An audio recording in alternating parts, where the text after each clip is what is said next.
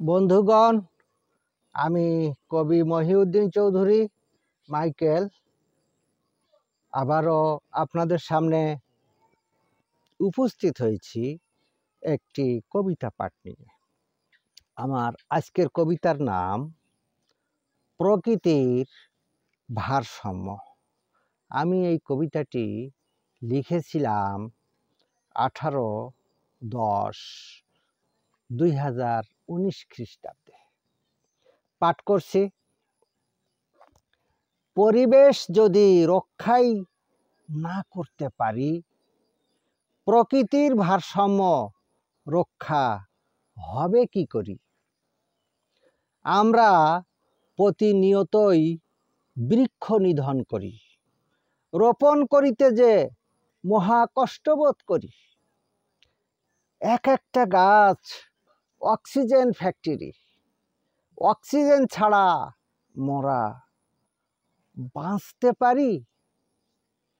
ফসলি জমিতেই করি যত্রতত্র বাড়ি, জলাশয় ভরে কারখানা নির্মাণ করি, বিশৃঙ্খলভাবে পাহাড় কেটে গড়ি, অপরিকল্পিতই ঝুঁকিপূর্ণ বসত বাড়ি, নদ নদী ভরাট করে গড়ি স্বপ্নের বাড়ি, কখনো দূষিত বর্জ্য ফেলে দেই ভরি, জলাশয় নদ নদী সাগরে হঠাৎ ছুড়ি, হরেক রকম প্লাস্টিক বর্জ্য ঝুড়ি ঝুড়ি।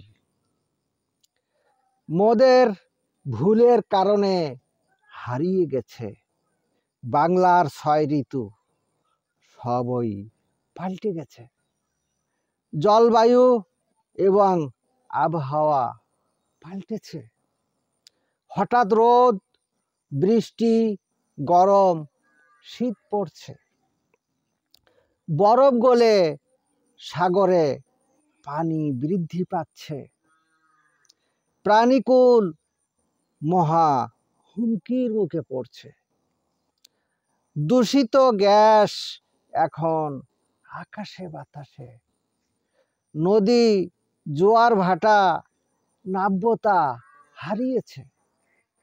পশু পাখির সংখ্যা যথেষ্টই কমেছে। মানুষ ব্যাপকভাবেই বেড়ে চলেছে। মানুষে ক্ষণে ক্ষণেই প্রকৃতি ছাড়ছে। প্রতিনিয়তই কৃত্রিমতা গ্রহণ করছে। প্রতিনিয়তই কৃত্রিমতা গ্রহণ করছে। আমার এই কবিতাটি যদি আপনাদের ভালো লেগে থাকে, তাহলে দয়া করে আমার এই ইউটিউব চ্যানেলটি সাবস্ক্রাইব করে লাইক, কমেন্ট, শেয়ার দিয়ে পাশে থাকার অনুরোধ রেখে আজকে আপনাদের থেকে আমি বিদায় চাইছি।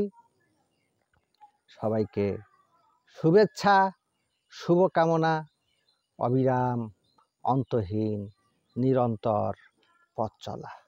ধন্যবাদ।